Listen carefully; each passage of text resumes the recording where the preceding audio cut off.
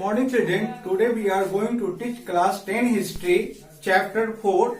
Topic is the making of global world. A subtopic Indian entrepreneur abroad. Indian entrepreneur abroad. Growing food and other crops for the world market required capital. Large plantation could borrow it from banks and market, but what happened the humble peasant? जब ये भोजन का प्रकार बदला और ये भोजन की आवश्यकता बढ़ी दुनिया भर में, तो उसको बढ़ाने के लिए जो बड़े बड़े लैंडलॉर्ड थे वो तो बैंक से कर्ज लेकर कर करके या कुछ और कर करके जो है अपनी खेती बाड़ी को बढ़ा सकते थे। लेकिन ऐसे साधारण किसान आखिर वो कहां से कर्ज लेते अपनी खेती बाड़ी को बढ़ाने के लिए? Enter the Indian bankers. Do you know of the Shikaripuri Sraf and Nattukottai Chettiars? They were among us the many group of bankers and traders who financial export agriculture in Central and Southern Asia, using either their own funds or those borrowed from European bank. लेकिन उसी समय में हमारे देश में कुछ ऐसे समुदाय थे जिसमें शिकारीपुरी सराफ थे, नट्टू कोट्टई चेटियार्स. ये लोग जो है एक बैंकर की तरह काम करते थे और ये मार्केट से पैसा उठा कर करके लोगों को कर्ज देते थे. और इन्होंने अपना कारोबार इतना बढ़ा लिया था कि यूरोपियन बैंक से भी कर्ज उधार ले लेते थे. They had a sophisticated system to transfer money over large distance and even develop indigenous forms of corporate organization. और ये अपने पैसे को बड़ी ही सुविधाजनक तरीके से देश के दुनिया के अलग अलग हिस्सों में पहुंचा देते थे और इस तरह से वो एक बैंकिंग सिस्टम को उन्होंने जन्म दिया था. Indian traders and money lender also followed European colonies into Africa. Hyderabadi Sindhi traders, however, ventured beyond European colonies. जिस तरह से ब्रिटिश लोग जो है अपने कॉलोनी में इस तरीके का काम करते थे, वैसा ही जो है इंडिया में हैदराबादी सिंधी ट्रेडर ये लोग भी अफ्रीका जैसे देशों में अपने पैसे लगा रहे थे. From the 1860s they established flourishing emporia at busy ports worldwide, selling local and imported curios of tourists whose numbers were beginning to swell thanks to the development of safe and comfortable passenger vessels. इन्होंने समुद्र के किनारे ऐसे जगह पे अपने emporium खोल लिए थे जहां हर तरह की चीजें प्राप्त होती थी, उपलब्ध होती थी, जिनसे टूरिस्ट लोगों को भी एक तरह का फायदा होने लगा, टूरिस्ट लोगों को एक कंफर्टेबल फील होने लगा. Indian trade, colonization and the global system. Historically, fine cottons produced in India were exported to Europe. With industrialization, British cotton manufacture began to expand and industrialists pressured the government to restrict cotton imports and protect local industry. शुरू में क्या होता था कि भारत से cotton जो है उसके कपड़े, कॉटन के कपड़े इंग्लैंड जाते थे.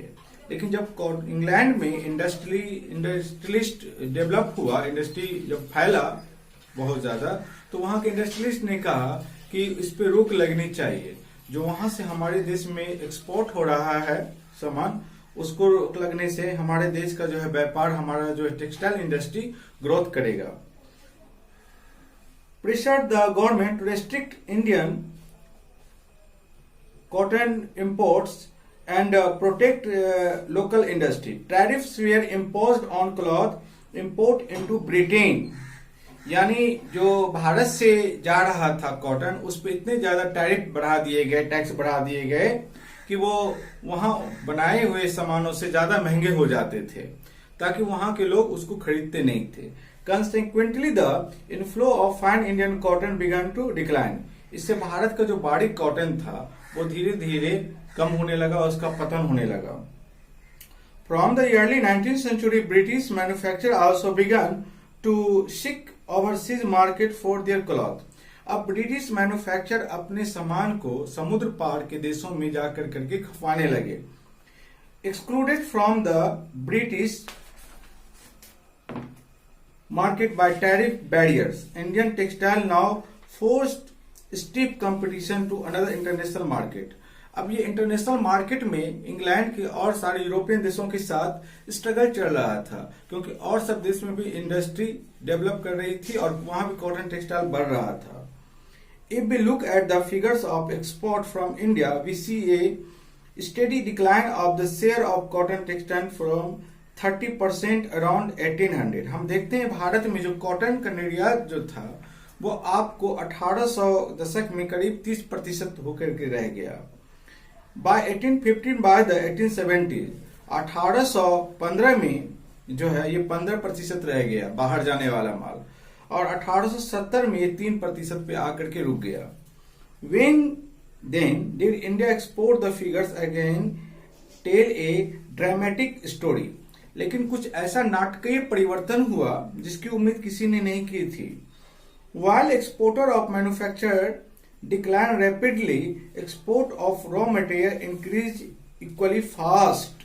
तो हम देख क्या रहे हैं कि उस समय में इंडिया से जो आपको एक्सपोर्ट होने वाली चीजें जो थी वो रॉ मटेरियल, रॉ कॉटन जो है बढ़ रही थी, लेकिन जो रेडीमेड कपड़े होते हैं कॉटन का वो हमारे यहाँ आना बढ़ रहा था.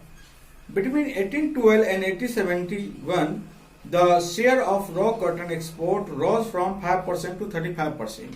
ये 1812-1871 के बीच की अवधि में हम देखते हैं कि जो 5% एक्सपोर्ट हो रहा था वो अब 35% हो गया रॉ कॉटन का. Indigo used for dyeing cloth was another important export for many decades. और एक नील होता है जिस जो कपड़े में डाले जाते हैं उसमें चमक लाने के लिए, ये भी भारत से जो है बाहर जाने लगा. And as you have read last year, opium shipment to China grew rapidly from the 1820s to become for a while India's single biggest export.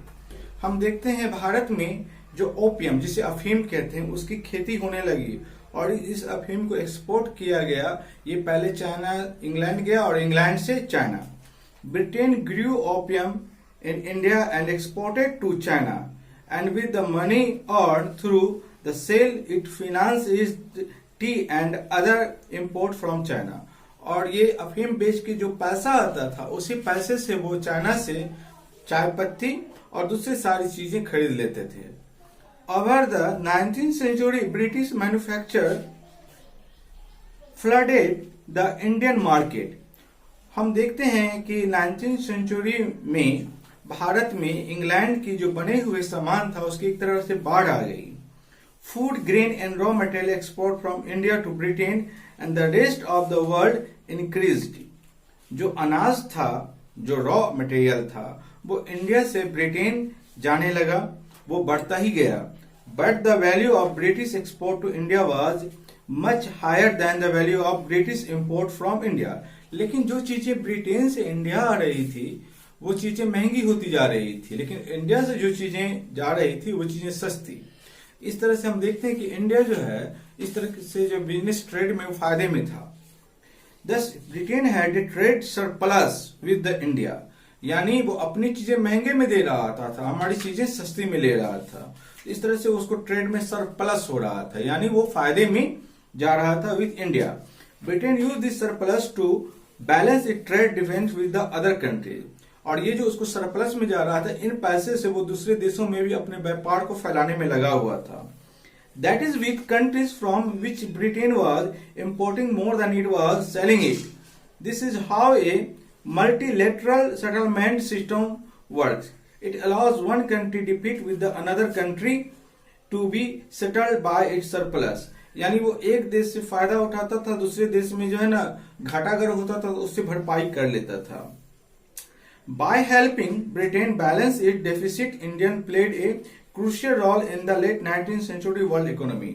यानी दुनिया भर में जहां भी बिजनेस कर रहा था, अगर उसको किसी तरह की डेफिसिट होती थी, घाटे होती थी, तो उसकी भरपाई वो इंडिया से कर लेता था. Britain's trade surplus in India also helped pay to so-called home charges that included private remittance home by British conflict and traders' interest payment on India's external debt and pensions of British official in India. Bharat से जो उसको surplus money आ रहा था, इसी से वो अपने जितने ऑफिसर थे, उनके जो भी वर्कर थे, सबको वो इसी से सैलरी भी दे रहे थे और उनका जो अपना रेमिटेंस होता है राजस्व, उसकी भी पूर्ति वो यहीं से कर रहे थे.